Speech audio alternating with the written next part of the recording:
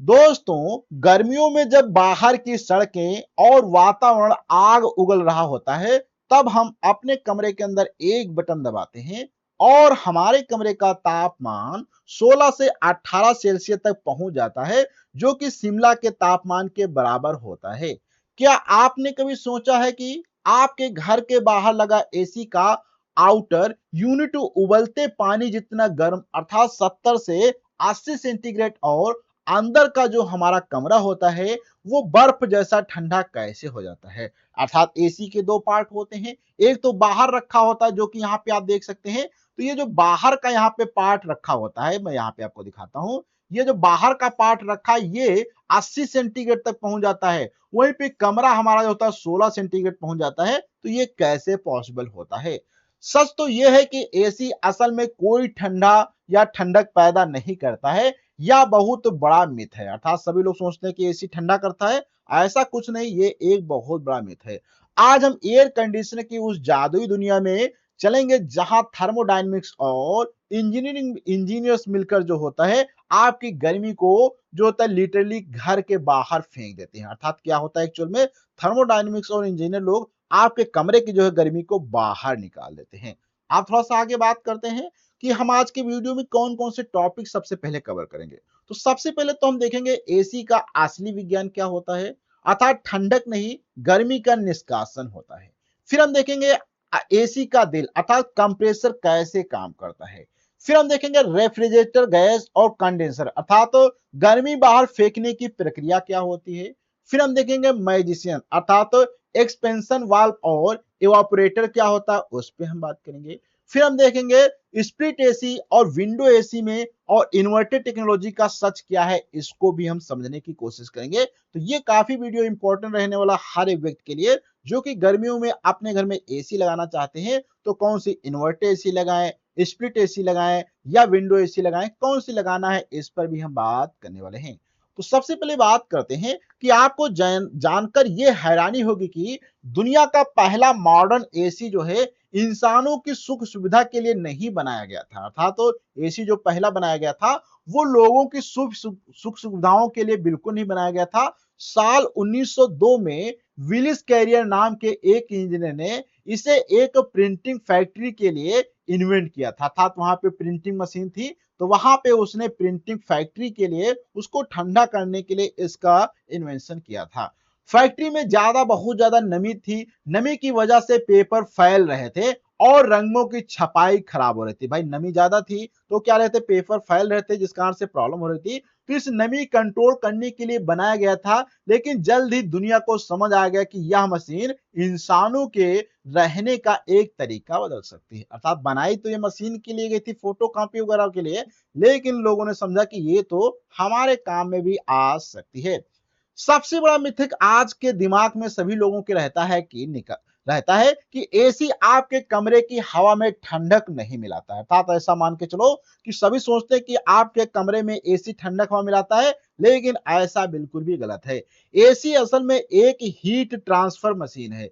Heat transfer का मतलब क्या होता है, इसको थोड़ा सा हम समझते हैं। जो आपके कमरे की गर्मी को सोखकर बाहर फेंकता था। देखो कमरा मान लो यहाँ पे हम एक चैम्बर बना लेते हैं। ये चैम्बर मान लो यहाँ पे हमारा ए पार्ट है और ये पार्ट बी। अगर यहाँ पे मान लो इसमें क्या है 20 सेंटीग्रेड टेम्परेचर है, यहाँ पर भी 20 सेंटीग्रेड टेम्परेचर है, ठीक है।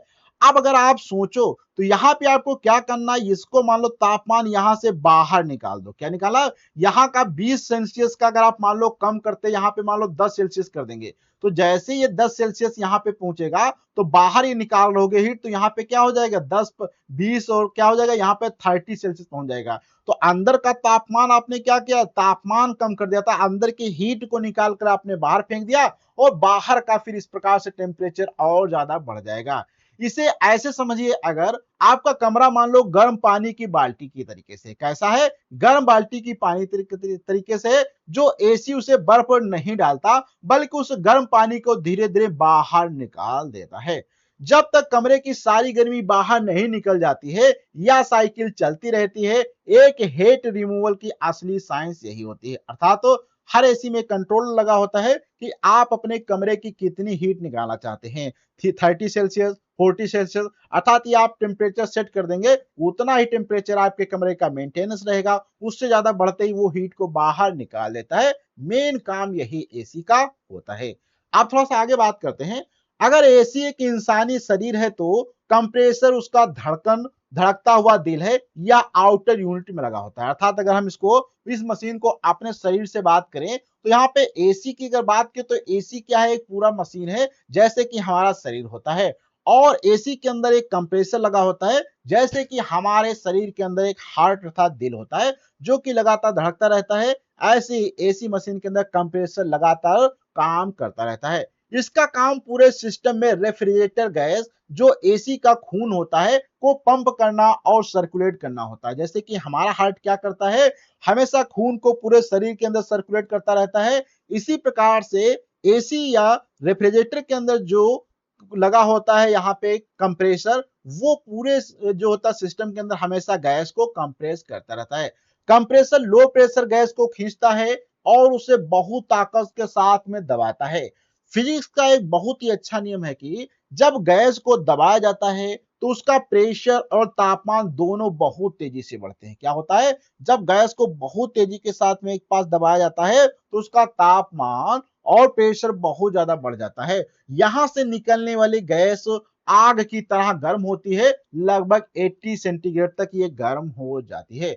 फिर अगर बात करें तो रेफ्रिजरेटर कोई आम गैस नहीं होती था, इसके अंदर जो रेफ्रिजरेंट भरा जाता है वो आम गैस नहीं होती है। यह एक खास केमिकल था फ्लूइड जो होती है जिसको हम R32 या R410A है, जो आसानी से गैस से लिक्विड में बदल सकता है।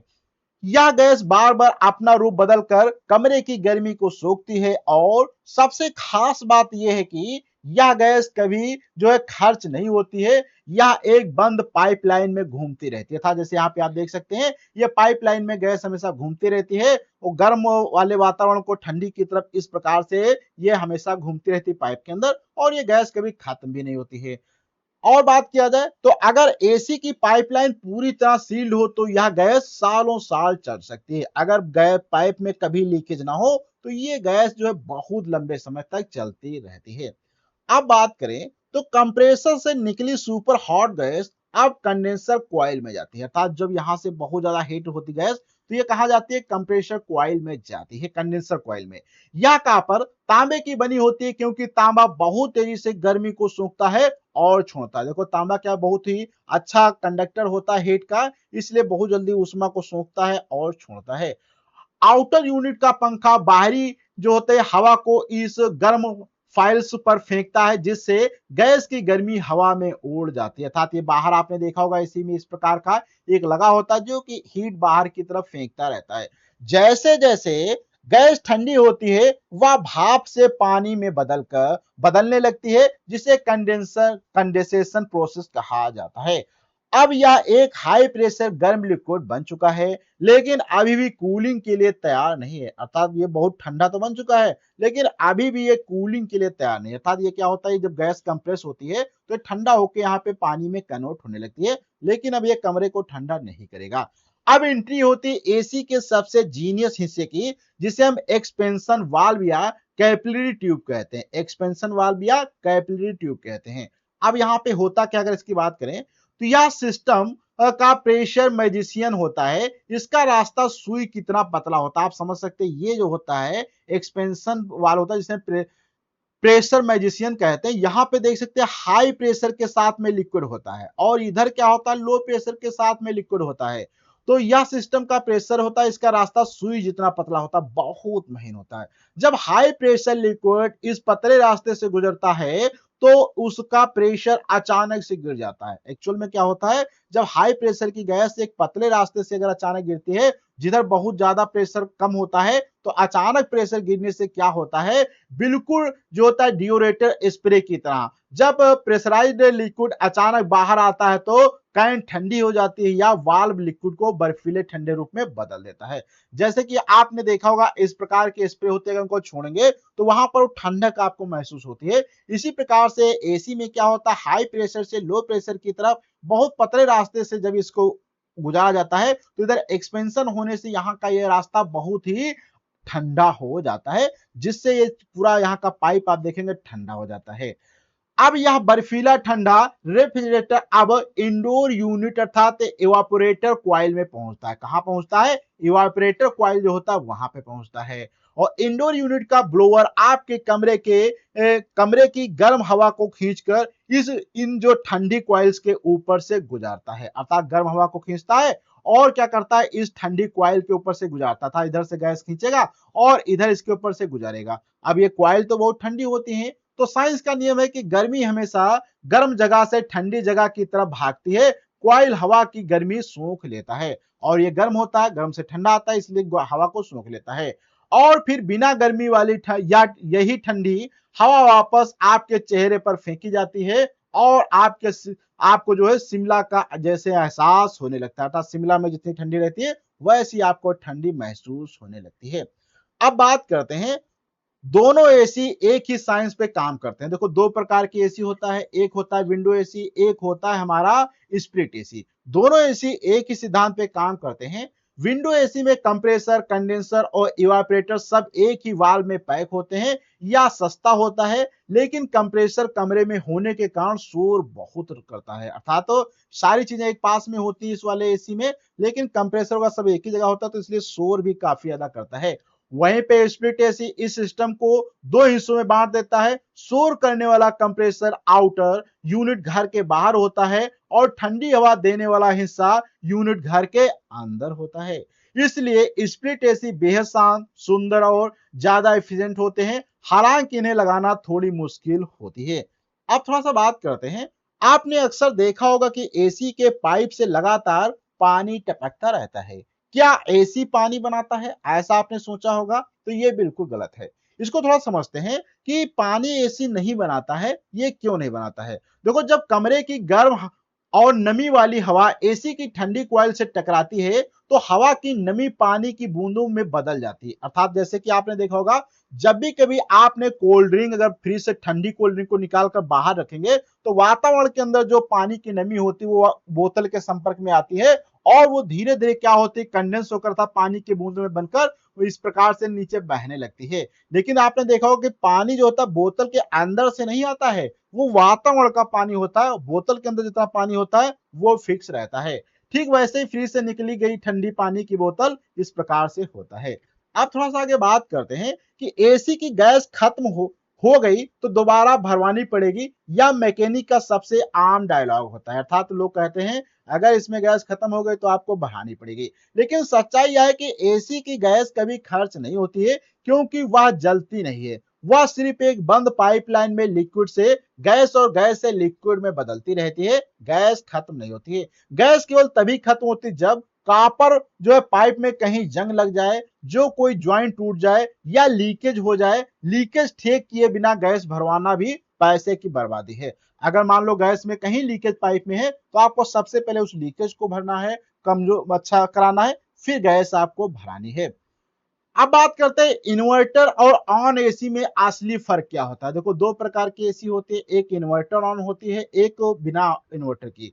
तो देखो, नॉन इन्वर्टर एसी का कंप्रेसर कार के जो होता है फुल एक्सीलरेटर की तरह होता है। वह फुल स्पीड में चलता है, कमरा ठंडे होने पर बंद हो जाता है और झटके से फिर ऑन होता है, अर्थात बिजली से वो चलता है। वहीं पे इन्वर्टर एसी स्मार्ट होता है, इसका कंप्रेसर कभी पूरी तरह बंद नहीं होता है।